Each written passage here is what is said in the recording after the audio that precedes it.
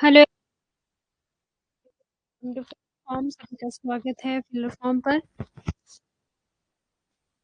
How are you?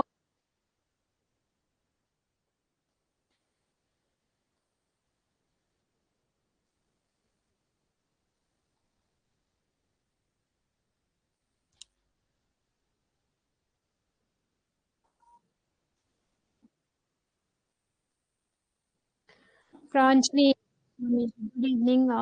Good evening Shikha, good evening ji, कैसे हैं आप? हमारा चल रहा है अभी यूनिट सेकंड आपका research aptitude. I am fine ma'am. Okay, हम भी अच्छे हैं जी। Rachna ji, good evening good evening good evening सभी को। जल्दी जल्दी क्लास को ज्वाइन करो, फिर हम क्लास स्टार्ट करते हैं।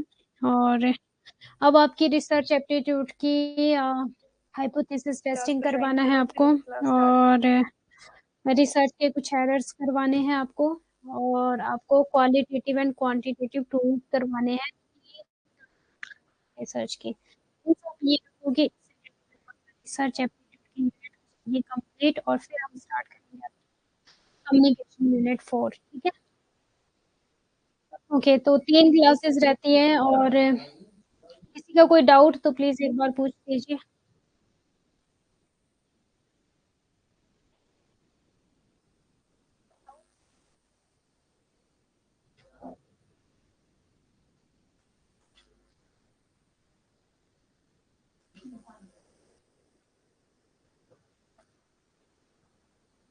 हाँ जी, गुड इवनिंग। डाउट है किसी का?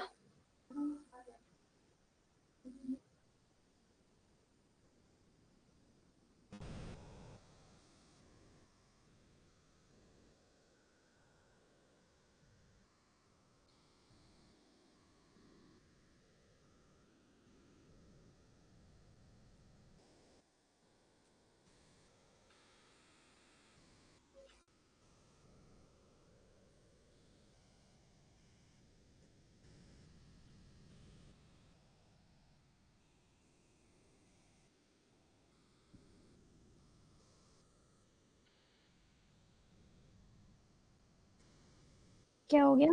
क्वेश्चन नहीं बन पाता है, अच्छा।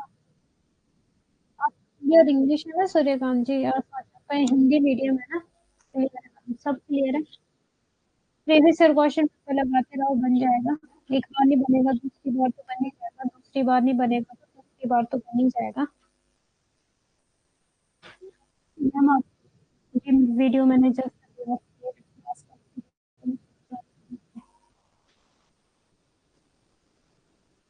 प्लेजरिज्म से क्वेश्चन बैच द फॉलोइंग में बनेगा, या फिर आपको एक स्टेटमेंट दे दी जाएगी और लिखा होगा कि अगर आप किसी कंटेंट को कॉपी कर रहे हो, ठीक है, बिना उसको बताए, तो फिर वो क्या होगा? प्लेजरिज्म होगा, फॉल्सिफिकेशन होगा, कि आपका फैब्रिकेशन होगा। ठीक है, इस तरह से आपको क्वेश्चन पूछा जाएगा, तो आपका हो जाएगा plagiarism। Voice clear, audio clear. क्यों ऑडियो क्लियर है ना? एक मिनट, क्या हो गया ऑडियो?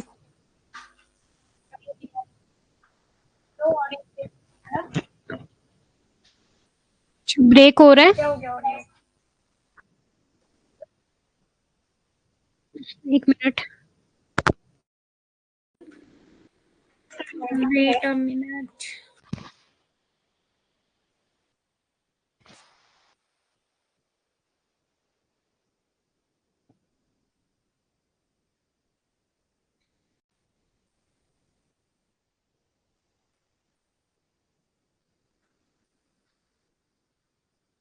अभी बताना, अभी ठीक है? वॉइस ब्रेक हो रही है वॉइस आपकी। ओके, अभी बताओ, अभी ठीक है?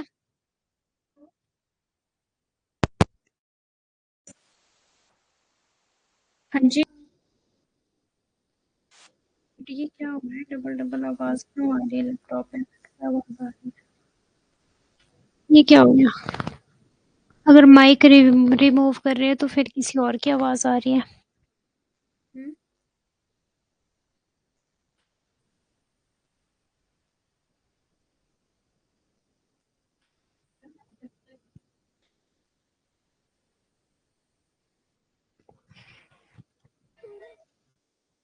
सेटिंग में अभी बताना, अभी क्लियर है क्या voice? Continue ma'am, Audible now, okay ठीक है, अभी ठीक है, ओके ओके ठीक है। ठीक है, करते हैं फिर क्लास को स्टार्ट। ओके जी, ऑडियो वीडियो क्लियर है? ठीक है जी, लेट्स स्टार्ट।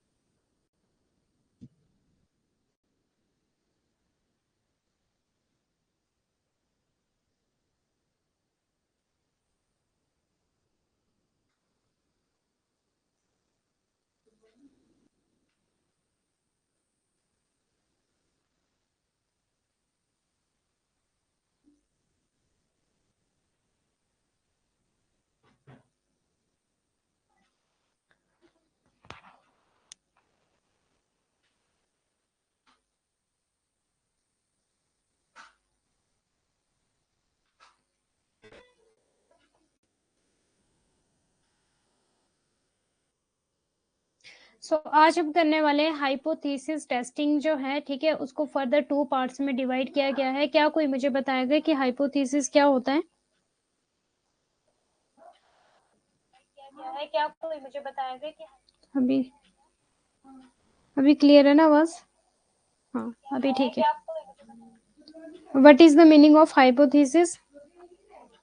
फिर हम स्टार्ट करेंगे पैरामेट्रिक टेस्ट, एग्जाम में पूछा जाता है, और पेपर 2 ऑल्सो, ये इंपॉर्टेंट है आपका पेपर 2 के लिए भी, कॉमर्स एंड आपका मैनेजमेंट के लिए। Good evening Manisha ji. Research से पहले कोई टॉपिक सोचना, उस पर परिकल्पना करना, हाँ ठीक है, ठीक है शिखा जी, ओके गुड, ओके। अब हम बात करते हैं, एक होता है आपका पैरामेट्रिक टेस्ट, ठीक है, और हिंदी में भी पैरामेट्रिक परीक्षण परिभाषा दिया है, और एक होता है आपका नॉन पैरामेट्रिक टेस्ट। अगर मैं आपको अपनी लैंग्वेज में बताऊं कि आपका पैरामेट्रिक या फिर नॉन पैरामेट्रिक टेस्ट क्या होता है, ठीक है, थोड़ी सी चीजों को क्लियर करते हुए चलेंगे हम यहाँ पर।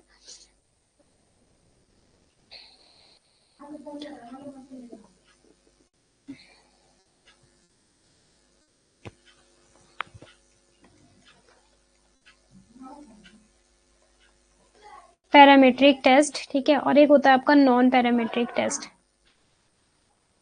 अब अगर मैं पैरामेट्रिक टेस्ट की बात करूं तो ये वो टेस्ट होता है ना आपका, जहां पर हम डायरेक्टली मेजर कर सकते हैं, ठीक है, चीजों को, ओके, और काउंटिंग कर सकते हैं। और जहां पर काउंटिंग की बात आ गई या फिर मैथमेटिकल की बात आ गई, वो क्या हो जाएगा, हमारा क्वांटिटेटिव टाइप का हो जाएगा, ठीक है। और अगर मैं नॉन पैरामेट्रिक, अभी एग्जांपल भी बताऊंगी, प्लीज बने रहो। नॉन पैरामेट्रिक टेस्ट आपका वो टेस्ट होता है जहां पर आप डायरेक्टली चीजों को मेजर नहीं कर सकते, फर्स्ट ऑफ ऑल तो, ठीक है, और यहाँ पर आप काउंटिंग नहीं कर सकते, मींस मैथमेटिकल चीजें आपकी यहाँ पर यूज नहीं होगी, ठीक है, ये हो जाएगा नॉन पैरामेट्रिक टेस्ट। अब सुनना मेरी बात को, फॉर एग्जाम्पल अगर मैं सुंदरता का एग्जाम्पल लूं, ठीक है, क्या आप सुंदरता को डायरेक्टली मेजर कर सकते हो? क्या आप किसी चार्ट पे, ठीक है, आप पैरामीटर बना सकते हो सुंदरता का, कि ये 1% सुंदर है, या फिर ये 2%, या फिर 3 नंबर, या फिर 4 नंबर, या 5 नंबर, इस तरह से आप सुंदरता को मेजर कर सकते हो क्या? हाँ, आप यहाँ पर रैंक दे सकते हो कि first, second and third. First number पे सपोज मान लो कि सुंदर है प्रियंका जी, ठीक है, सेकंड नंबर पे सपोज मान लो रचना जी, और थर्ड नंबर पे मान लो आपका सृष्टि जी, ठीक है। तो नॉन पैरामेट्रिक टेस्ट अगर मैं सिंपली बात करूं तो ये हो जाएगा आपका क्वालिटेटिव टाइप, और पैरामेट्रिक टेस्ट हो जाएगा आपका क्वांटिटेटिव टाइप। इतना समझ आ गया, यस या नो? पैरामेट्रिक में आएगा जहां पर आप डायरेक्टली मेजर, जैसे कि मुझे अगर किसी के एज की बात करनी है तो हाँ मैं बता सकती हूँ 1 ईयर है, 2 ईयर है, 3 ईयर है, 4 ईयर, 5 ईयर है। किसी की अगर मुझे वेट की बात करनी है, मैं बता सकती हूँ 50 kg है, 60 kg है, 40 kg है, ठीक है, ये चीजें तो मैं बता सकती हूँ। बट अगर मुझे उसकी ऑनेस्टी की बात करनी हो कि वो कितना ऑनेस्ट है, तो क्या मैं डायरेक्टली नंबरिंग में मेजर कर सकती हूँ?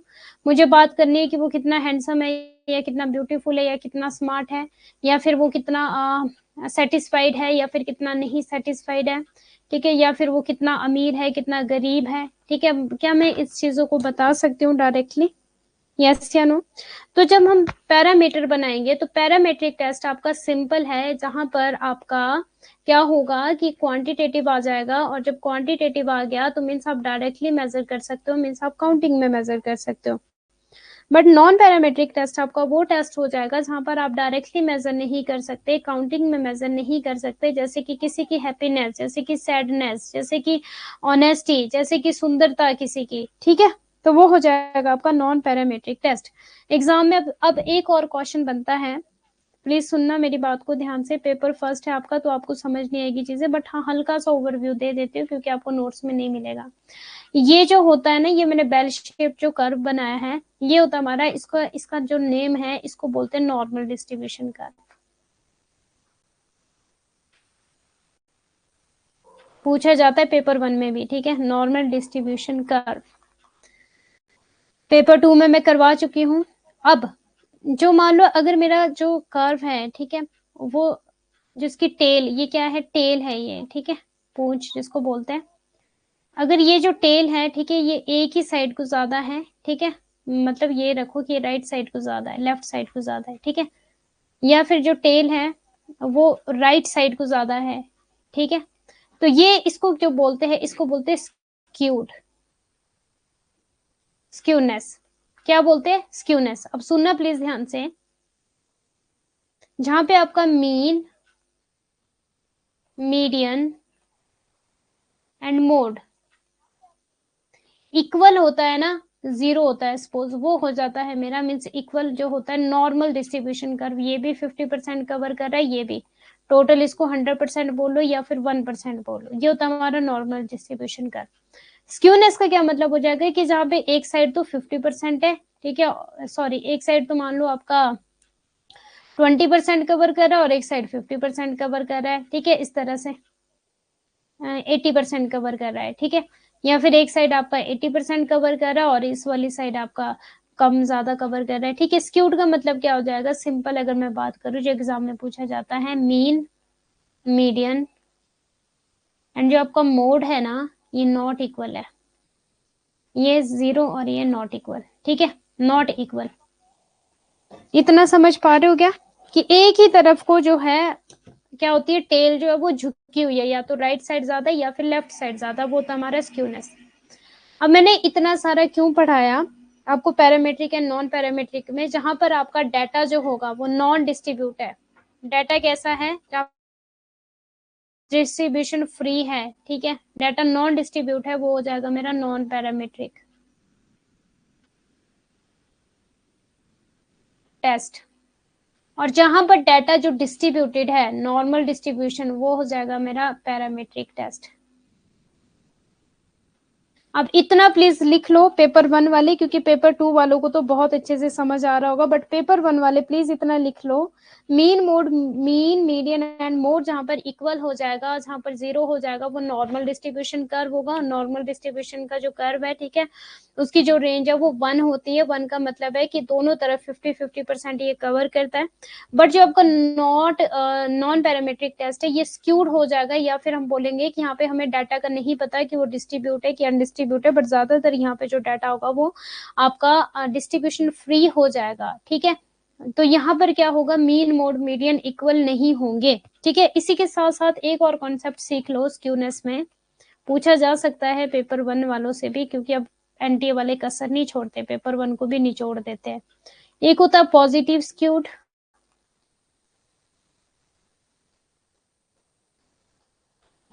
और एक होता है आपका नेगेटिव स्क्यूड। पॉजिटिव क्या मतलब हो जाएगा, जो आपका मीन है वो greater than median and mode, ठीक है, मोड को जी भी बोलते हैं। नेगेटिव हो जाएगा mean is less than median and आपका मोड, ठीक है। ये कॉन्सेप्ट भी एग्जाम में पूछा जा सकता है, वेरी वेरी इंपॉर्टेंट। और अगर आपको आ गया नॉट इक्वल तो हो जाएगा स्क्यूड, अगर आ गया जीरो या फिर इक्वल आ गया तो हो जाएगा आपका नॉर्मल डिस्ट्रीब्यूशन कर्व, ठीक है। ये आपको कंफ्यूज करने के लिए पूछा जा सकता है एग्जाम में।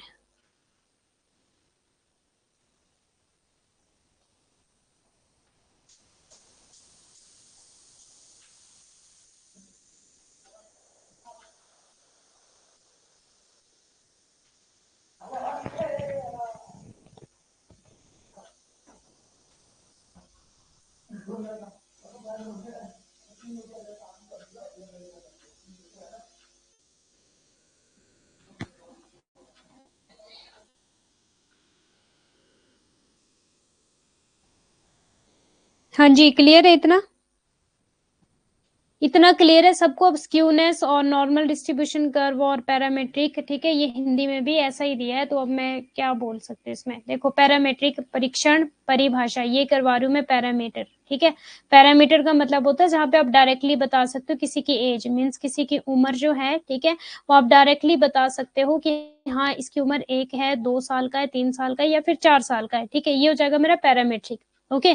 नॉन पैरामेट्रिक वो हो जाएगा जहां पर हम डायरेक्टली नहीं बता सकते। अब देखो, पैरामेट्रिक टेस्ट में आपका क्या हो जाएगा, ये हो जाएगा आपका मात्रात्मक, और जो आपका नॉन पैरामेट्रिक है वो हो जाएगा आपका गुणात्मक। जैसे कि किसी की ऑनेस्टी, कोई ईमानदार है, कोई सुंदर है, तो आप उसको डायरेक्टली ग्राफ में नहीं बता सकते, पैरामीटर आप उसका नहीं बना सकते डायरेक्टली कि वो कितना सुंदर है या फिर वो कितना ऑनेस्ट है, मीन्स आप काउंटिंग नहीं कर सकते किसी की ऑनेस्टी की।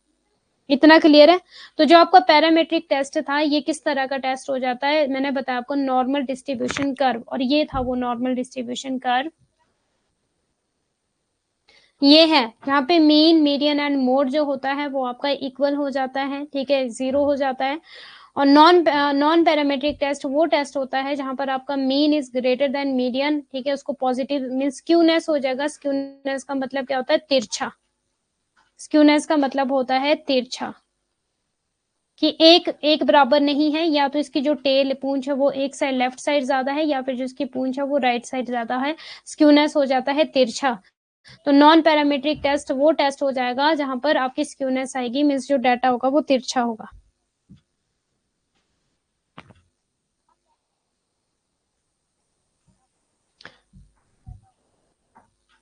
आपको कुछ ही कर दूंगी आपकी 6 यूनिट्स की ना पीडीएफ अपलोड।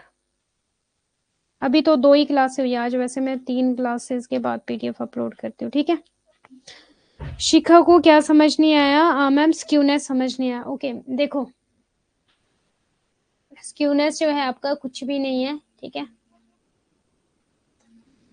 मैंने बोला कि जो आपका नॉर्मल डिस्ट्रीब्यूशन कर्व होता है ना, ये इस तरह से बनता है, ये कर्व ही ऐसा है, ठीक है। ये जो कर्व है ये ऐसा ही है, मेरी थ्योरी नहीं बनाई है, ऑलरेडी गॉसिन जी ने बनाई थी, ठीक है। यहाँ पे ये होता है एवरेज, ठीक है। ये 50% कवर करता है और ये भी 50% कवर करता है। इसको 2 भागों में डिवाइड करें तो मीन, मीडियन एंड मोड, यहाँ पे हो जाते हैं इक्वल, मीन्स ना कोई बड़ा है ना कोई छोटा है, तीनों बराबर है। मीन मीडियन के बराबर है, मीडियन मोड के बराबर है, ठीक है। यहाँ पे तीनों ही बराबर होते हैं। फॉर एग्जाम्पल, अगर मेरा मीन में 15 नंबर आ रहा है, मीडियन में भी मेरा 15 ही आएगा और मोड में भी मेरा 15 ही आएगा, ठीक है, तीनों बराबर है। बट स्क्यूनेस जो होता है ना, वो होता है तिरछा। तिरछा का क्या मतलब है कि मेरा नॉर्मल डिस्ट्रीब्यूशन कर्व जो है वो एक दोनों 50-50% को कवर कर रहा है, दोनों सेम साइज है। बट ये हो जाएगा इस तरफ को, ठीक है, ऐसे करके हो जाएगा, इसकी ज्यादा टेल झुकी होगी लेफ्ट साइड को, या फिर हो जाएगा इस तरह को, ठीक है, ज्यादा टेल जो इसकी झुकी होगी, इसकी पूंछ झुकी होगी, वो झुकी होगी राइट साइड को। जो पॉजिटिव हो जाता है वो हो जाता है हमारा राइट साइड, ठीक है, राइट वर्ड वाला। और जो नेगेटिव हो जाता है वो हो जाता है हमारा लेफ्ट साइड वाला, ठीक है। अभी समझ आ गया स्क्यूनेस क्या होता है? Positive negative, okay. पॉजिटिव में क्या होता है शिखा जी? पॉजिटिव स्क्यूनेस वो बोला जाता है जहां पर जो मीन होता है ना, मीन की जो वैल्यू होती है वो ग्रेटर देन मीन ज्यादा बड़ी होती है मीडियन से, एंड मोड, ये, ठीक है, ये होता है पॉजिटिव स्क्यूनेस। और नेगेटिव स्क्यूनेस वो हो जाता है जहां पे mean is less than median and आपका मोड। बस इतना सा कॉन्सेप्ट है, इससे ज्यादा नहीं पेपर 1 में पूछा जाता। इससे ज्यादा जो डिटेल में पूछा जाता है वो पूछा जाता है पेपर 2 में।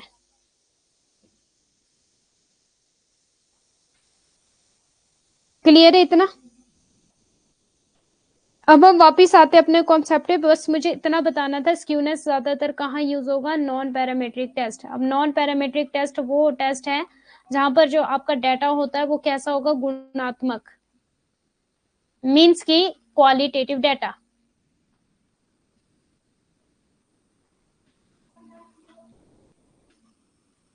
जिसको गुणात्मक बोला जाता है, ठीक है। क्लियर है सबको? हाँ मैम, आ गया ना समझ? Okay, good. और आपका जो पैरामेट्रिक टेस्ट है इसको बोलते हैं मात्रात्मक। और कैसा होता है? ये नॉर्मल डिस्ट्रीब्यूशन कर्व बनेगा यहाँ पर। और एग्जाम्पल क्या दिया है मैंने आपको यहाँ पर? Parametric and non parametric. Non parametric हो जाएगा जैसे कि आपको किसी की सुंदरता, ऑनेस्टी, सेटिस्फेक्शन, डिससेटिस्फेक्शन, ठीक है, इन चीजों के बारे में बताना है, ठीक है। तो वो किस टेस्ट का यूज करोगे, नॉन पैरामीट्रिक टेस्ट का यूज करोगे, क्योंकि आप यहाँ पे डायरेक्टली मेजर नहीं कर सकते, काउंटिंग नहीं कर सकते, ठीक है। और यहाँ पे तो आप क्या दे सकते हो, रैंक दे सकते हो ना, फर्स्ट सेकंड रैंक का। एक और चीज सुन लो, जो नॉन पैरामीट्रिक टेस्ट होगा ना, हमने स्केल्स पढ़ा था, क्या किसी को याद है, टाइप्स ऑफ स्केल्स या फिर मेजरमेंट स्केल्स? क्या मुझे कोई बता सकता है कि जहां पे मैं क्वालिटेटिव डाटा की बात कर रही हूँ वहां पे कौन से स्केल यूज होंगे? क्लास आपकी 7 PM से join, mean 7 PM class start कर दी थी, बट आपकी जो टॉपिक मैंने स्टार्ट किया है वो मैंने स्टार्ट किया है 7:06 पे, 7:06 या 7:07 पे। Types of measurement scale, qualitative में कौन से स्केल आएंगे, गुणात्मक में कौन से स्केल आएंगे, जल्दी से मुझे बताओ। 4 स्केल थे, ठीक है, ओके। ऑर्डिनल, हाँ जी ठीक है, और ओनली ऑर्डिनल था, nominal and ordinal, yes very good. तो जहां पर आपका नॉन पैरामेट्रिक टेस्ट होगा वहां पर आपका कौन सा स्केल यूज होगा, नॉमिनल या फिर ऑर्डिनल, ठीक है। नॉमिनल में क्या था, मेनली आपका नेम, कैटेगरीज, ओके, एट्रीब्यूट्स आ जाते थे नॉमिनल में।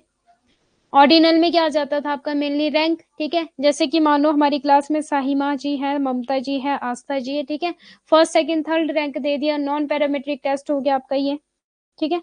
और इसी तरह से अगर मान लो मैं बात करती हूँ आपकी पैरामेट्रिक टेस्ट की, तो मान लो मैंने इनका एज ग्रुप ले लिया कि आस्था की कितनी एज है, सृष्टि और साहिमा की कितनी एज है, वहां पे तो मैथमेटिकल तरीके से मैंने क्या काउंटिंग की प्रॉपर, ठीक है, डायरेक्टली मैं मेजर कर पाई, तो वो हो जाएगा आपका पैरामेट्रिक। यस वेरी गुड आस्था जी, पैरामेट्रिक में आपका इंटरवल स्केल आता है।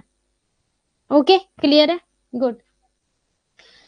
इतनी सी बातें थी जिसके लिए मैंने आपको इतनी बड़ी स्टोरी बताई है, ठीक है। अब देखो इन स्टैटिस्टिक्स, सांख्यिकी में पैरामेट्रिक परीक्षण एक प्रकार का परिकल्पना परीक्षण है, हाइपोथेसिस टेस्ट है, जो प्राथमिक मूल जनसंख्या के माध्यम से संबंध में रिकॉर्ड तैयार करने के लिए सामान्यकरण देता है, ठीक है। टी परीक्षण छात्रों के, अब यहाँ पे ना कुछ टाइप्स है पैरामेट्रिक टेस्ट के, देखो ये तो एज इट इज ऐसे ही याद करने पड़ेंगे। अब T test, G test, F test जो यूज होता है वो पैरामेट्रिक में होता है। Chi square test, Mann Whitney U test, H test, rank वाले, ठीक है, वो सारे के सारे आपके नॉन पैरामेट्रिक में यूज होते हैं। अब ये तो एज इट इज ऐसे ही याद करने पड़ेंगे, ठीक है।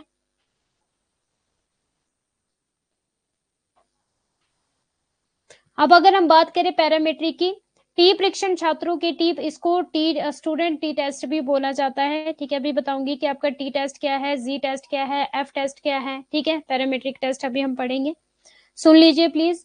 जिसका उपयोग अक्सर उस मूल्यों में किया जाता है, टी सांख्यिकी परीक्षण अंतर्निहित परिकल्पना पर आधारित है जिसमें एक चर का सामान्य वितरण शामिल है। मीन्स यहाँ पे क्या होता है कि जो आपका सैंपल होता है, ठीक है, सैंपल्स लिए जाते हैं आपके टी टेस्ट में, एक होता है आपका पेयर्ड टी टेस्ट और एक होता है आपका अनपेयर्ड टी टेस्ट। मीन्स की यहाँ पे आश्रित चर और आपके कौन से होते थे, वो इंडिपेंडेंट और डिपेंडेंट वेरिएबल को क्या बोलते हैं हिंदी में।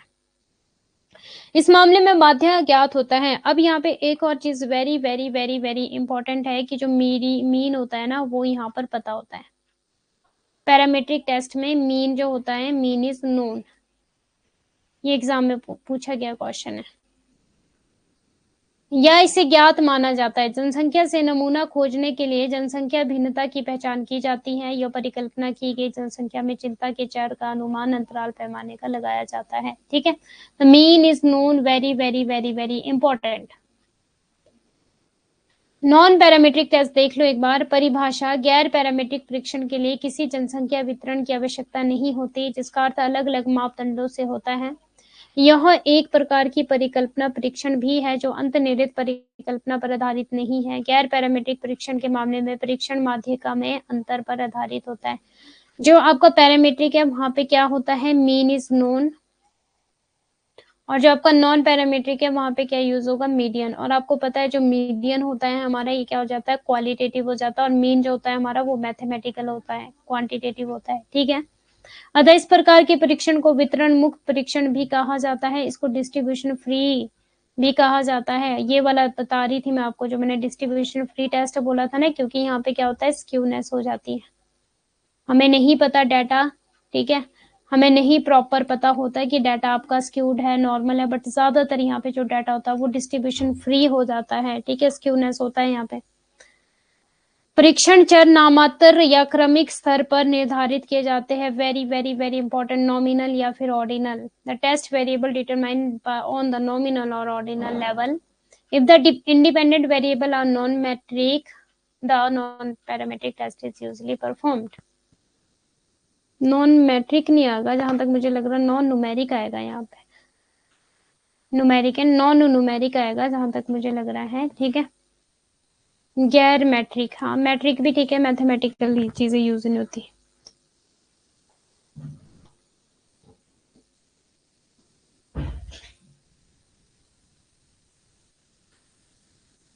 अब ये वाला very very very very important है, यहाँ से एग्जाम में क्वेश्चन पूछे जाएंगे, ठीक है। अजम्पशंस क्या होती है पैरामेट्रिक टेस्ट में, अजम्पशंस होती हैं बट नॉन पैरामेट्रिक में नहीं होती। सेंट्रल टेंडेंसी वैल्यू जो होती है, अब सेंट्रल जो टेंडेंसी होती है इसमें मेनली 3 पार्ट्स होते हैं सेंट्रल टेंडेंसी के, एक होता है मीन, एक होता है मीडियन और एक होता है मोड, ठीक है। मीन फर्दर 3 पार्ट्स में डिवाइड होता है, एक होता है अर्थमेटिक मीन, एक होता है हार्मोनिक मीन और एक होता है जियोमेट्रिक मीन।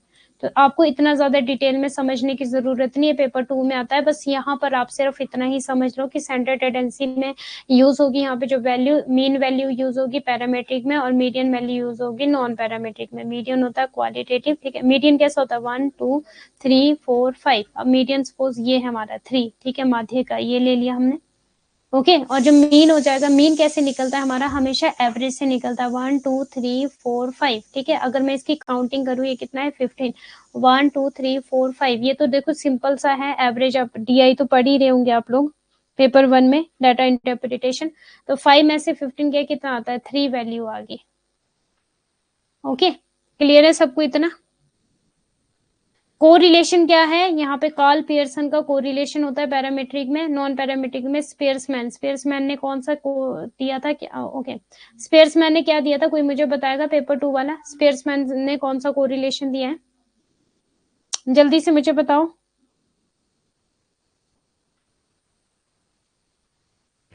क्या क्लियर नहीं दिख रहा, स्पेयर्समैन ने प्रोबेबिलिटी डिस्ट्रीब्यूशन, प्रोबेबिलिटी, ये हिंदी में बता दिया मैंने, ये सारी चीजें जो अभी मैं पढ़ा रही हूँ हिंदी में बता दी बस। ये पियर्सन एक थ्योरिस्ट का नाम है, पियर्सन, ठीक है। जैसे कि आपका नाम है स्पेयर्समैन, एक थ्योरिस्ट का नाम है जिन्होंने दी है कुछ चीजें, ठीक है। तो अब इसमें क्या, हिंदी में पियर्सन को हिंदी में भी पियर्सन ही बोलेंगे, हिंदी में भी पियर्सन ही बोलेंगे। अब आस्था को इंग्लिश में भी आस्था ही बोलेंगे, हिंदी में भी आस्था ही बोलेंगे, ठीक है। बाकी मीन और मीडियन वैल्यू मैंने बता दी है आपको अभी जब मैंने स्लाइड्स पढ़ी थी हिंदी वाली। पॉपुलेशन की जो, अब देखो पॉपुलेशन तो सिंपल है ना, सैम्पलिंग पढ़ा था क्या आप लोगों ने मुझसे, सैंपल में मेनली क्या होता था, जो हमारा पॉपुलेशन होता था उसमें से हम सैंपल लेते थे ना, ठीक है। रिक्वायर्स होती है पैरामेट्रिक टेस्ट में, जो पॉपुलेशन होती है वो पूरा पूरा पता होता है, ठीक है। लेकिन नॉन पैरामेट्रिक में does not requiring, means population की नॉलेज नहीं होती नॉन पैरामेट्रिक में। क्यों नहीं होती, अब मुझे ये पता लगाना है कि कोरोना जो वायरस है, ठीक है, वो कितना है, किन किन लोगों को हुआ है पूरे वर्ल्ड में जाके, तो पॉसिबल नहीं है, ठीक है। वैसे अगर मुझे क्लास की सिर्फ एज का पता लगाना है तो मैं इजिली कर लूंगी। यूज फॉर इंटरवल डाटा होगा यहाँ पे मैथमेटिकल में, और आपका नॉन पैरामेट्रिक में नॉमिनल डाटा होगा, ये बता दिया आपको जब हमने टाइप्स ऑफ आपके स्केल्स पढ़े थे, मेजरमेंट स्केल। देखो ये सारी चीजें तो पैरामेट्रिक नॉन पैरामेट्रिक तभी आएगी अगर आपने मेरी रिसर्च की क्लास स्टार्टिंग से लगाई होगी। अगर आपने पढ़े होंगे measurement scales, interval, nominal, ordinal, ठीक है, सारे के सारे स्केल्स अगर आपने पढ़े होंगे तो आपका हो जाएगा। अगर आपने मुझसे सैम्पलिंग पढ़ी होगी तो आपको समझ आ जाएगा कि मैं किस बारे में बात कर रही हूँ, ओके जी।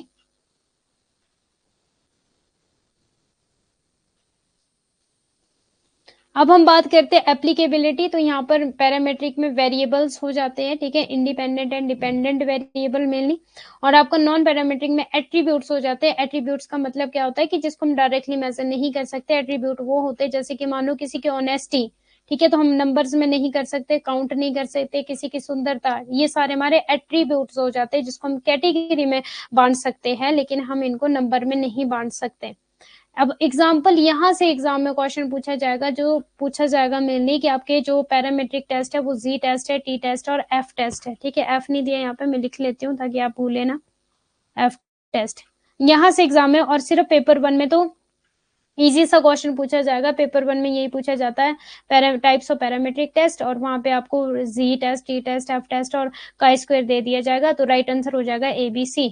ठीक है, या फिर पूछा जाएगा types of non parametric test, वहां पर आपको पैरामीट्रिक टेस्ट के भी टाइप दे दिए जाएंगे, तो आपको उनको एलिमिनेट करना होगा और नॉन पैरामीट्रिक का लिखना होगा। कुरुकसल आपका वॉलिस मैन विटनी हो गया, ये आपका नॉन पैरामीट्रिक टेस्ट हो गए। ठीक है जी, इतना क्लियर है सबको। चलिए अब नेक्स्ट, आज ही हम कवर कर लेंगे आपके types of parametric test, very very very important. अब हिंदी में भी इसको पैरामीटर ही लिखा गया है, ठीक है। टी टेस्ट है, एफ टेस्ट है, जी टेस्ट है। अब देखो अब हिंदी में क्या लिखूं मैं, ये तो अल्फाबेट है। टी को क्या बोलेंगे हिंदी में, बोल सकते हैं कुछ? एफ को क्या बोलेंगे हिंदी में, जी को क्या बोलेंगे हिंदी में, ये एज इट इज लर्न कर लेना। एनोवा टेस्ट, ठीक है, वेरी वेरी इंपॉर्टेंट। अब पहला क्वेश्चन तो यही बनेगा, types of parametric test. Okay जी। Parametric and non parametric test. Parametric test एक तो वन सैंपल होता है, जहां पे सिर्फ जब हम पॉपुलेशन में से एक ही सैंपल ले रहे, ठीक है, पॉपुलेशन से एक ही सैंपल ले रहे, पैरामेट्रिक हो जाएगा। यहाँ पर हमारा यूज होगा टी टेस्ट और जी टेस्ट, ठीक है, इसको जेड को जी टेस्ट भी बोला जाता है। लेकिन अगर मैं बात करूं जहां पर 2 सैंपल होंगे, तो वो क्या हो जाएगा मेरा, इंडिपेंडेंट सैंपल आपका, जैसे कि मान लो अनपेयर्ड बोलते हैं इसको, अनपेयर्ड, ठीक है, और paired sample, paired T test और अनपेयर्ड, यहाँ पे 2 ग्रुप हो जाएंगे, टी टेस्ट और जी टेस्ट। अभी बताऊंगी आपको पेयर्ड क्या और अनपेयर्ड क्या विद एग्जांपल। नॉन पैरामेट्रिक में जहाँ पे 1 सैंपल हम लेंगे, वो हो जाएगा काई स्क्वायर, और आपका हो जाएगा रन्स टेस्ट, बाइनोमियल, ठीक है, बाइनोमियल डिस्ट्रीब्यूशन है ये, पॉइजन बाइनोमियल, ठीक है, ये आपको डिटेल में करने की जरूरत नहीं है, पेपर 2 वालों को डिटेल में करने की जरूरत है। आपको सिर्फ इतना भी पता हो कि टाइप्स ऑफ पैरामीट्रिक और टाइप्स ऑफ नॉन पैरामीट्रिक क्या है, और आपको पैरामीट्रिक नॉन पैरामीट्रिक के मीनिंग भी पता हो तो हो जाएगा। ओके, ठीक है जी। अब हम स्टार्ट करते हैं आपका T test. What is the meaning of T test? For example, यह एक अविभाज्य परिकल्पना परीक्षण है।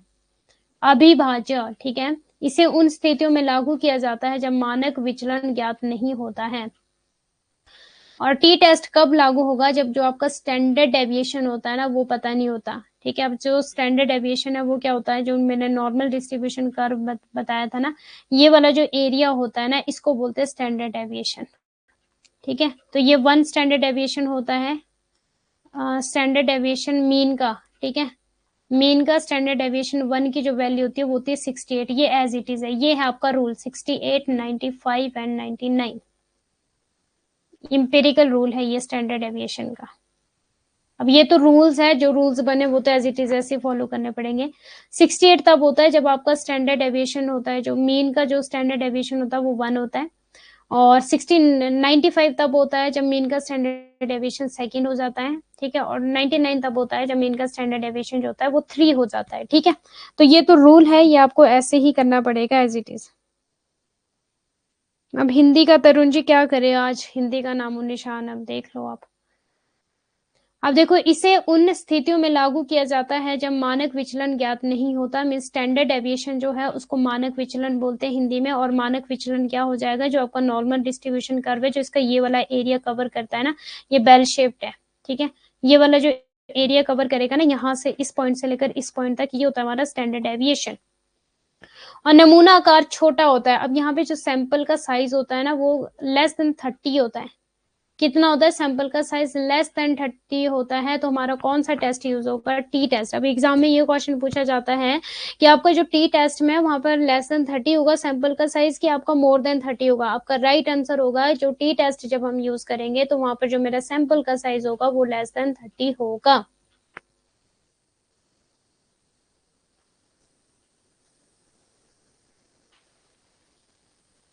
ओके, नेक्स्ट देखो, इसका उपयोग 2 आबादी के साधनों की तुलना करने के लिए किया जाता है। Very very important, it is use to compare means of 2 population. जो मीन्स होती है ना, ठीक है, और जो आपके 2 सैंपल होते हैं, ठीक है, उसके लिए किया जाता है। मीन्स ये और ये 2 सैंपल के लिए कौन सा? T test. और आपका सैंपल साइज क्या होगा?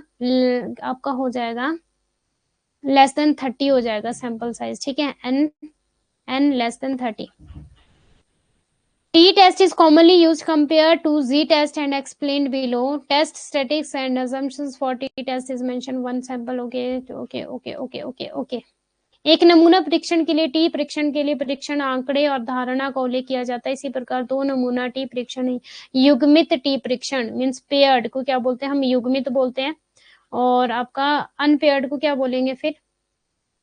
ये है आपका फॉर्मूला। ये भी एग्जाम में पूछा जा सकता है, खासकर पेपर 2 वालों से तो डेफिनेटली फॉर्मूले भी पूछे जाते हैं एग्जाम में, क्योंकि स्टैटिस्टिकल का पोर्शन है और मैंने स्टैटिस्टिक्स में आपको बताया था पेपर 2 वालों कि फॉर्मूले बहुत बार पूछे जाते हैं। अजम्पशंस क्या है? Normal distribution, population, standard deviation, ठीक है, इज नॉट नोन। ये वाला ध्यान रखना, नॉट नोन होता है यहाँ पे, स्टैंडर्ड डेविएशन नॉट नोन, ये ध्यान रखना है, ठीक है। एग्जाम में पूछा जा सकता है standard deviation is known T test में, तो आप करोगे नहीं, गलत है। ओके जी।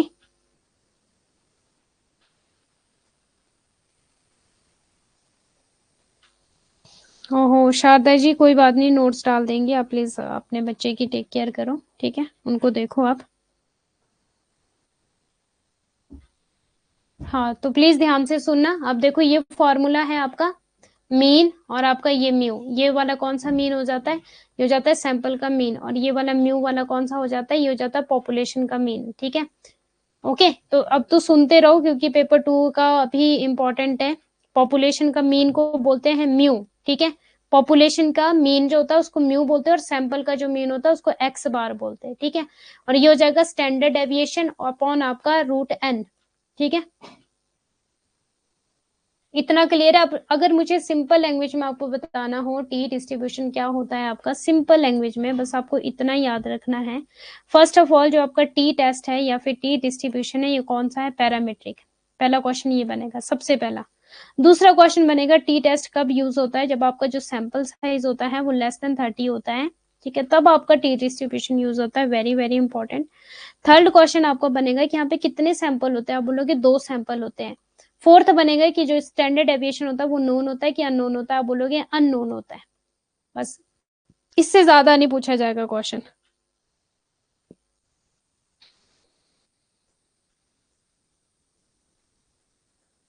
क्लियर है इतना सबको? अब हम बात हाँ एक और चीज, पेयर्ड टी टेस्ट होता है और आपका अनपेयर्ड होता है। पेयर्ड क्या हो जाता है? डिपेंडेंट हो जाता है, और अनपेयर्ड हो जाता है इंडिपेंडेंट। अब इंडिपेंडेंट का क्या मतलब होगा? फॉर एग्जाम्पल पैरासीटामोल है, ठीक है, दवाई है आपकी, यहाँ पे 2 ग्रुप बना दिए, एक 5 लोगों का ग्रुप है और एक और 5 लोगों का ग्रुप है, ठीक है, दोनों ग्रुप बना दिए। अब मैंने चेक करनी है पैरासीटामोल का असर, तो जो 5 लोग थे इनको मैंने दे दी 300 mg, ठीक है, पैरासीटामोल, और जो अलग जो दूसरा ग्रुप बनाया था 5 का इंडिपेंडेंट, क्योंकि एक दूसरे पे डिपेंड नहीं कर रहा है, इनको मैंने दे दी 600 mg पैरासीटामोल, ठीक है। अनपेयर्ड मतलब कि इंडिपेंडेंट है, ये एक दूसरे पे डिपेंड नहीं करता। इंडिपेंडेंट का क्या मतलब होता है कि जब हम एक दूसरे पे डिपेंड नहीं करते। जो 5 लोगों को मैंने पैरासीटामोल दी वो थी 300 mg, और जो मैं अलग से 5 लोगों को सेकेंड ग्रुप को दी वो थी 600 mg।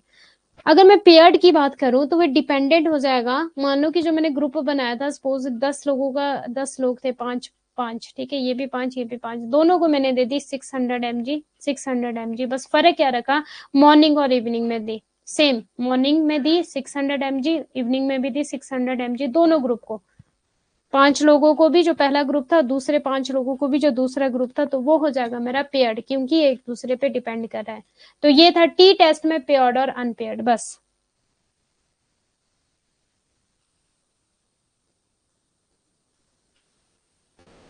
ठीक है। क्या हुआ मनीषा जी? टी टेस्ट को हिंदी में भी टी टेस्ट ही बोलेंगे। बस टी टेस्ट में इतना याद रखो कि जो यहाँ पे नमूना लेते हैं ना वो 30 से कम लेते हैं। ये तो रूल्स बने हैं, ये आपको एज इट इज वैसे ही याद करने पड़ेंगे। और टी टेस्ट में जो स्टैंडर्ड डेविएशन होता है उसका हमें पता नहीं होता। स्टैंडर्ड डेविएशन होता है जो हमारा नॉर्मल डिस्ट्रीब्यूशन का कर्व का जो एरिया होता है ना, उसको बताता है स्टैंडर्ड डेविएशन।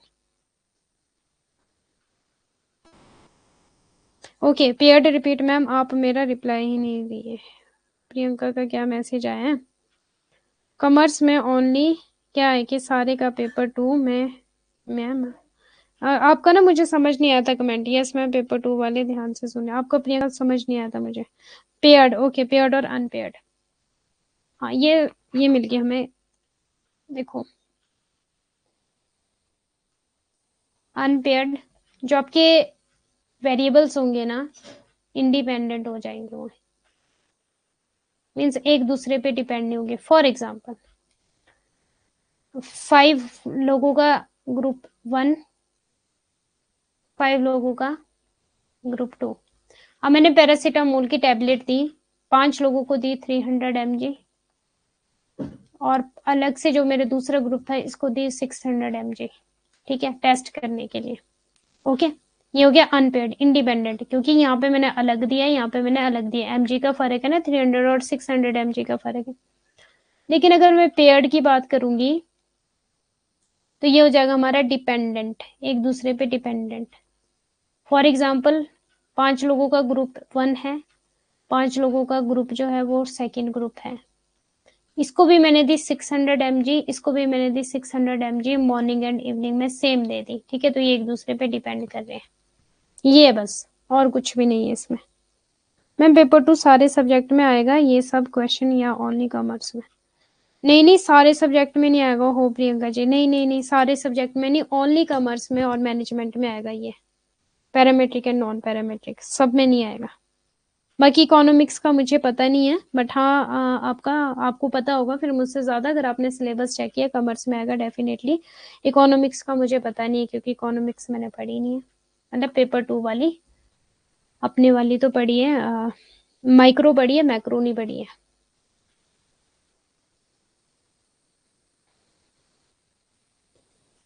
इतना क्लियर है? ओके क्लियर है, ओके गुड।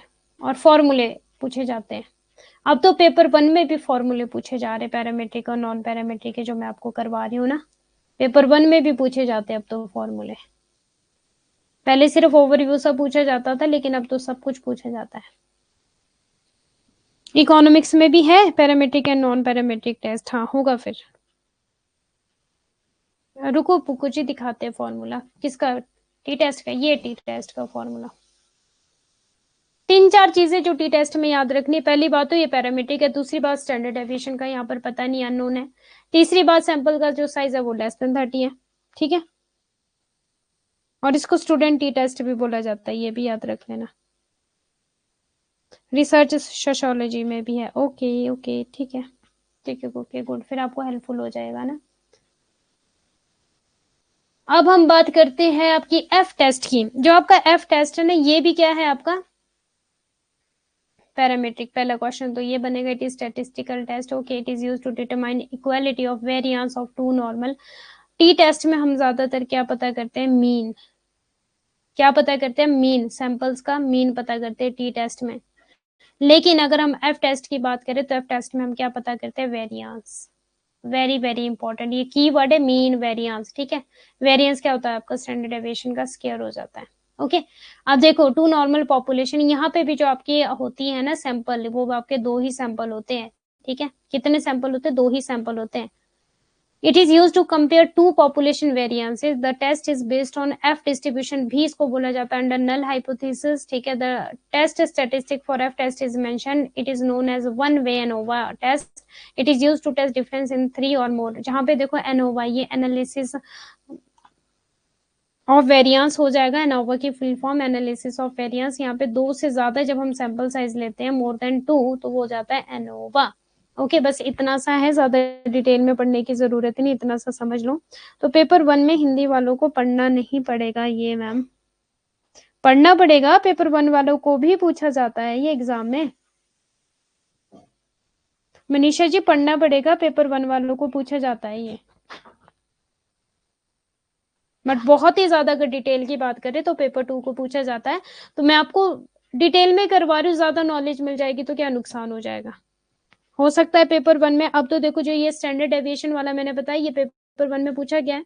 जो मैंने आपको बताया फॉर्मूला टी टेस्ट वाला, ये पेपर 1 में पूछा गया है। बट मुझे ये लगता है कि एनडीए वाले अगर पूछेंगे तो कॉमर्स वाली शिफ्ट से पूछेंगे, जिनका पेपर 1 होगा इकोनॉमिक्स, या फिर जिनको parametric and non parametric test होगा पेपर 2 में, वो पेपर 1 वालों से फिर बहुत ज्यादा डिटेल में पूछेंगे, जहां तक मुझे लगता है ऐसा हो सकता है। क्योंकि एनटीए वालों को पता होगा कि पेपर 2 वालों ने तो बहुत ज्यादा डिटेल में पढ़ा होगा, तो इसलिए पेपर 1 का भी कंपटीशन बढ़ जाएगा पेपर 2 की वजह से। आप लोग भी पढ़ लो डिटेल में, ओके ओके डन। अब हम बात करते हैं एफ टेस्ट। कौन सा टेस्ट है, पहले तो टी टेस्ट और एफ टेस्ट कौन सा टेस्ट है, जल्दी से मुझे मैसेज कर दो, कमेंट कर दो। पैरामीट्रिक, पहले क्वेश्चन तो यही बनेंगे। जैसे कि हमने सैम्पलिंग पढ़ा था ना आपका, random and non random sampling, पहला क्वेश्चन तो टाइप से ही बनता था, रैंडम सैम्पलिंग के टाइप बताओ, नॉन रैंडम सैम्पलिंग के टाइप बताओ। अब हम बात करते हैं हिंदी में। यह एक सांख्यिकीय परीक्षण है। इसका उपयोग दो सामान्य आबादी के भिन्नताओं की समानता निर्धारित करने के लिए किया जाता है। इसका उपयोग दो जनसंख्या भिन्नताओं की तुलना करने के लिए किया जाता है। यह परीक्षण एक वितरण शून्य परिकल्पना के तहत पर आधारित है।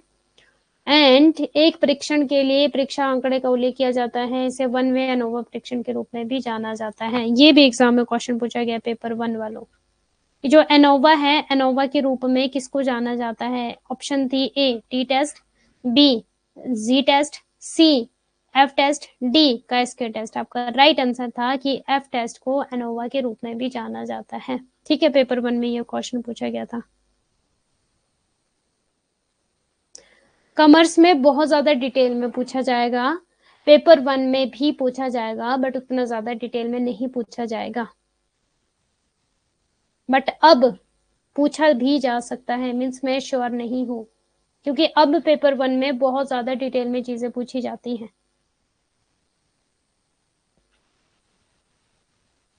यस, एफ टेस्ट के रूप में एनोवा को भी जानते हैं। ठीक है, बट देखो अगर मैं थोड़ी सी डिफरेंस की बात करूं, एफ टेस्ट और एनोवा क्या, एफ टेस्ट में हम 2 सैंपल लेते हैं बट करते वेरिएंस ही चेक है।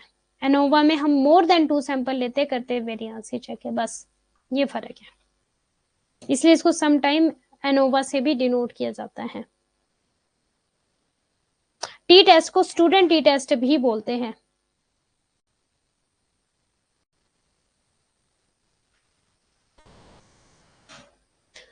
जी टेस्ट, हाँ, और एक चीज जो आपका एफ टेस्ट है, इसका फॉर्मूला देख लो। एफ टेस्ट में भी जो आपका सैंपल साइज होता है ना, वो लेस देन 30 होता है। ठीक है, एफ टेस्ट में भी सैंपल साइज लेस देन 30 होता है। एफ टेस्ट का फॉर्मूला है स्टैंडर्ड डेविएशन आपका वेरिएंस। ठीक है, वेरिएंस है ये, जब आपका स्टैंडर्ड डेविएशन में स्केयर लग गया, ये बन जाता है variance S1, variance S2 with n is the sample estimate for, ठीक है, is the sample estimate, okay, ये वाला पूछा जा सकता है, वेरिएंस S1 एंड वेरिएंस आपका S2। ये S1 जो है ये सैंपल 1 और ये S2 जो है सैंपल 2 है ये। ठीक है, 2 सैंपल। हाँ, टी टेस्ट में स्टैंडर्ड डेविएशन नहीं पता होता। हाँ जी, ठीक है जी, ओके। अब हम बात करते हैं जी टेस्ट की। अब जी टेस्ट में पेपर 1 में तो सिर्फ आज तक जो क्वेश्चन पूछा गया ना, वो इतना ही पूछा गया है, जो अभी तक मैंने जो सॉल्व किए PYQs, ठीक है, वो इतना ही पूछा गया था कि जो जी टेस्ट होता है वो पैरामीट्रिक है कि नॉन पैरामीट्रिक है। आंसर था पैरामीट्रिक। दूसरी चीज ये पूछी गई थी कि जो जी टेस्ट होता है उसमें जो सैंपल का साइज होता है वो ग्रेटर देन 30 होता है कि लेस देन 30 होता है, तो आपका राइट आंसर हो जाएगा ग्रेटर देन 30 होता है, बस। हाँ जी, लेस देन 30 होगा बोथ में। यस, एफ टेस्ट और टी टेस्ट में जो सैंपल का साइज हो जाएगा ना, नमूने का साइज, वो लेस देन 30 हो जाएगा जी।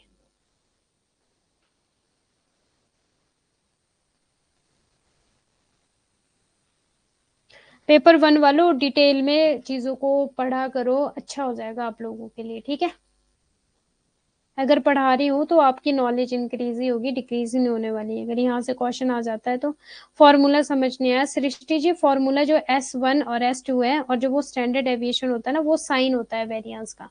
ये देखो, ये जो साइन होता है ना, इसको बोलते हैं स्टैंडर्ड डेविएशन। ये जो ऐसे वाला साइन होता है ना, इसको स्टैंडर्ड डेविएशन बोलते हैं। ठीक है, और जो स्टैंडर्ड डेविएशन का जब स्क्वायर लग जाता है ना ऊपर, तो इसको बोलते हैं वेरिएंस। ओके जी, क्लियर? हाँ जी, ग्रेटर देन 30 हो जाएगा, बस। It is use to determine whether two population, यहाँ पे जो सैंपल साइज होगा यहाँ पे 2 होगा। ठीक है, 2 सैंपल लिए जाएंगे। एफ टेस्ट में भी 2 सैंपल है, टी टेस्ट में भी 2 सैंपल है। ओके, और एफ टेस्ट में वेरिएंस चेक होता है और टी टेस्ट में मीन चेक होता है मेनली, और आपका लेस देन 30 हो जाता है साइज। ठीक है, और एफ टेस्ट में एनोवा भी होता है। एनोवा होता है आपका मोर देन 2 सैंपल्स। नेक्स्ट देखिए, it is use to determine whether two population mean different. यहाँ पे भी 2 पॉपुलेशन है, वेरिएंस आर नोन। यहाँ पे नोन हो जाएगा। अगर मैं बात करूँ standard deviation are known, sample sizes, यहाँ पे स्टैंडर्ड डेविएशन नोन हो जाएगा, जबकि टी टेस्ट में स्टैंडर्ड डेविएशन अननोन होता है। Z test depend on certain condition in order to reliable, hence it is less adaptable compared to T test। ज्यादा से ज्यादा यूज होता है, Z test उतना ज्यादा यूज नहीं होता। अगर हम T test और Z test की बात करें, Z परीक्षण विश्वसनीय होने के लिए कुछ शर्तों पर निर्भर करता है, इसलिए यह T परीक्षण की तुलना में कम अनुकूलनीय है।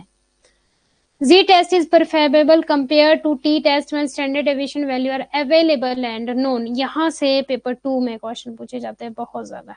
यहाँ पे स्टैंडर्ड डेविएशन नोन है Z टेस्ट में, इसमें कंफ्यूज होते हैं बच्चे कि T टेस्ट में था स्टैंडर्ड डेविएशन नोन, कि आपका Z टेस्ट में था स्टैंडर्ड डेविएशन नोन। तो Z टेस्ट में नोन है, स्टैंडर्ड डेविएशन का पता होता है। Test statistics and exemption for Z test is mentioned for one sample test. बस इतना ही था इसका। तो ये थे जी हमारे पैरामीट्रिक टेस्ट। ओके, अब नॉन पैरा, ये फॉर्मूला है Z टेस्ट का, मीन आपका वही है, normal distribution with known population, ठीक है, one sample Z test. T test की तरह ये फॉर्मूला इसका। अब देखो F test comparing variances of two sample, 3 और मोर हो जाएगा आपका ANOVA. T test comparing mean to a value, ये मीन है, ये वेरिएंस है, और means of two sample. Z test sample same as T test but for large sample. Greater less than 30 standard deviation unknown, और आपका greater than 30 standard deviation is known, और 3 और मोर आपका हो जाएगा क्या, वेरिएंसेस, या फिर सैंपल 1 2 3 सैंपल, ठीक है। मोर देन 2 सैंपल जब हो जाएंगे तो F टेस्ट का यूज करेंगे। क्लियर है इतना सबको? ये जो आपको चार्ट दिख रहा है ना यहाँ पे, यहाँ से क्वेश्चन बनेगा पेपर 1 के लिए, इससे बाहर नहीं क्वेश्चन बनेगा। और एक ये वाला कि पैरामीट्रिक टेस्ट है बस। अब आता है आपका नॉन पैरामीट्रिक टेस्ट। का स्क्वायर टेस्ट होता है, इसको डिग्री टू फ्रीडम भी बोला जाता है, और इसको गुडनेस ऑफ फिट भी बोला जाता है। जल्दी जल्दी से करवा लेते हैं। नॉन पैरामीट्रिक है, ये इसका फॉर्मूला है ऑब्जर्व फॉर एक्सपेक्टेंसी अपॉन आपका एक्सपेक्टेंसी, और ये होता है आपका सिग्मा बोलते हैं इसको, ठीक है। There are 3 main types of का स्क्वायर टेस्ट के, 3 मेन टाइप है। टेस्ट ऑफ गुडनेस फिट इसको बोला जाता है, इंडिपेंडेंस बोला जाता है, टेस्ट फॉर होमोजेनिटी बोला जाता है, और आपका डिग्री ऑफ फ्रीडम भी बोला जाता है, ठीक है। तो ज्यादा इसमें टाइम ना वेस्ट करते हुए, क्योंकि इतना ज्यादा पूछा नहीं जाना पेपर 1 वालों। हाँ, डिग्री ऑफ फ्रीडम का फॉर्मूला पूछा जा सकता है पेपर 1 में, पेपर 2 में भी। R-1 एंड कॉलम, ये R होती है रो और C होता है कॉलम -1, ठीक है। मैन विटनी यू टेस्ट आपका है non parametric test. Mann Whitney U test is use to compare the continuous outcome in 2 independent sample. यहाँ पे कैसे सैंपल होते हैं, 2 होते हैं, बट कैसे होते हैं, इंडिपेंडेंट हो जाते हैं, ठीक है। वो मैन विटनी या यू टेस्ट होता है। कुरु यहाँ पे क्या होता है, ग्रेटर देन 2 होते हैं सैंपल, ठीक है। और एनोवा का किसका अल्टरनेट है, ये एनोवा का अल्टरनेटिव है, और एक्सटेंशन किसका है, ये यू टेस्ट का एक्सटेंशन है, ठीक है। क्योंकि यहाँ पे मोर देन 2 सैंपल होंगे, मोर देन 2 सैंपल, तो एनोवा में भी तो मोर देन 2 सैंपल थे, तो उसका अल्टरनेटिव है ये आपका कोरो, और इसको एच टेस्ट भी बोला जाता है, नॉन पैरामीट्रिक है, और एक्सटेंशन है किसका, इससे ज्यादा नहीं क्वेश्चन पूछे जाएंगे आपके, यू टेस्ट का एक्सटेंशन है, ठीक है। अगर आपके 2 इंडिपेंडेंट सैंपल लिए जा रहे हैं तो वो कौन सा हो जाएगा आपका, मैन विटनी यू टेस्ट। लेकिन अगर आपका मोर देन 2 इंडिपेंडेंट सैंपल लिए जा रहे हैं, वो हो जाएगा आपका कुर्स्कल वालिस टेस्ट, जिसको एच टेस्ट भी बोला जाता है। बस क्लियर है जी आपको इतना, ठीक है। बाकी अब हम कल करेंगे, सैंपल नंबर 2 से ज्यादा होते हैं एफ टेस्ट में। हाँ जी ममता जी, एनोवा बोल देते हैं उसको फिर। जी टेस्ट का फॉर्मूला वही वैसा ही जैसे टी टेस्ट का, बाकी एक बार चेक कर लेना। और पेपर 2 वालों डिटेल में पढ़ लो parametric and non parametric test, exam में क्वेश्चन पूछा जाएगा यहाँ से, ठीक है। हाँ जी, ये सब नॉन पैरामीट्रिक थे शिखा जी, सब का स्क्वायर, कोरुकिसल आपका, और मैन विटनी यू टेस्ट, ये आपका नॉन पैरामीट्रिक टेस्ट है, ठीक है। नॉन पैरामीट्रिक टेस्ट का मतलब होता है, का स्क्वायर का मतलब हो जाता है आपका यहाँ पर ना गुडनेस ऑफ फिट को चेक किया जाता है, ठीक है, और आपका डिग्री ऑफ फ्रीडम को चेक किया जाता है, ठीक है। ऑब्जर्व और एक्सपेक्टेंसी, एक minute, observe and expected data जो होता है उसके बीच का जो डिफरेंस होता है वो होता है आपका का स्क्वायर। का स्क्वायर प्रशिक्षित और अपेक्षित डाटा के बीच अंतर निर्धारित करने के लिए एक सांख्यिकीय प्रयोग किया है। इस परीक्षण का उपयोग यह निर्धारित करने के लिए भी किया जा सकता है कि यह हमारे डाटा में श्रेणीबद्ध चर से संबंधित है या नहीं। इसे यह पता लगाने में मदद मिलती है कि क्या दो श्रेणीगत चरों के बीच अंतर संयोग के कारण है या उनके बीच कोई संबंध है। तो जो हमारे पास दो वेरिएबल है, ठीक है, उनके बीच में कोई संबंध है या फिर नहीं है। जैसे कि फॉर एग्जाम्पल ऑनेस्टी, ईमानदारी होती है, नहीं, literacy for example and employment, क्या इन दोनों के बीच कोई संबंध है या फिर नहीं है, ठीक है।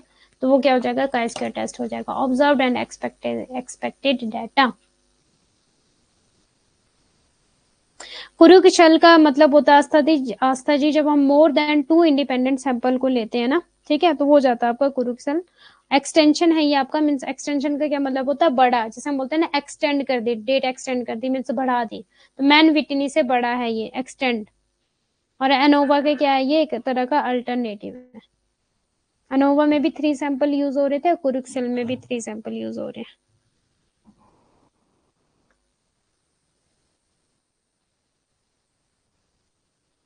एग्जाम में ये क्वेश्चन पूछा जाता है, जो डिग्री ऑफ फ्रीडम है या फिर गुडनेस ऑफ फिट है वो किस में आता है, तो आपका राइट आंसर हो जाएगा का स्क्वायर में आता है। या फिर जो आपका होमोजेनिटी वाला है, इंटरडिपेंडेंस वाला है, ठीक है। और या फिर फॉर्मूला पूछा जा सकता है डिग्री ऑफ फ्रीडम का, ब्रैकेट शुरू आपका r-1 रो है r, ठीक है। वैसे यहाँ पे दिया है r is the number of row and c is the number of columns.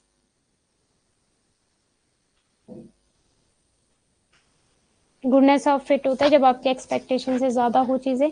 Independence हो जाता है days where two categorical variable are related to each other. का स्क्वायर को इसको एक्स स्क्वायर से भी जाना जाता है, ठीक है, ये भी एग्जाम में पूछा जा सकता है। ओके जी, ठीक है। तो ये आपके नॉन पैरामीट्रिक थे। अब पैरामीट्रिक टेस्ट अगर पूछेगा एग्जामिनर, क्या आंसर है, टी टेस्ट, सी टेस्ट, एफ टेस्ट, बहुत ईजी है। नॉन पैरामीट्रिक पूछेगा का स्क्वायर, मैनविटिन, क्रुस्केल, ठीक है।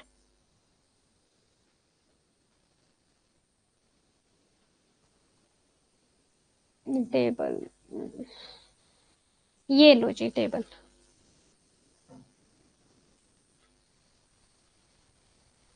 कल हो गया बस parametric and non parametric test हो गया।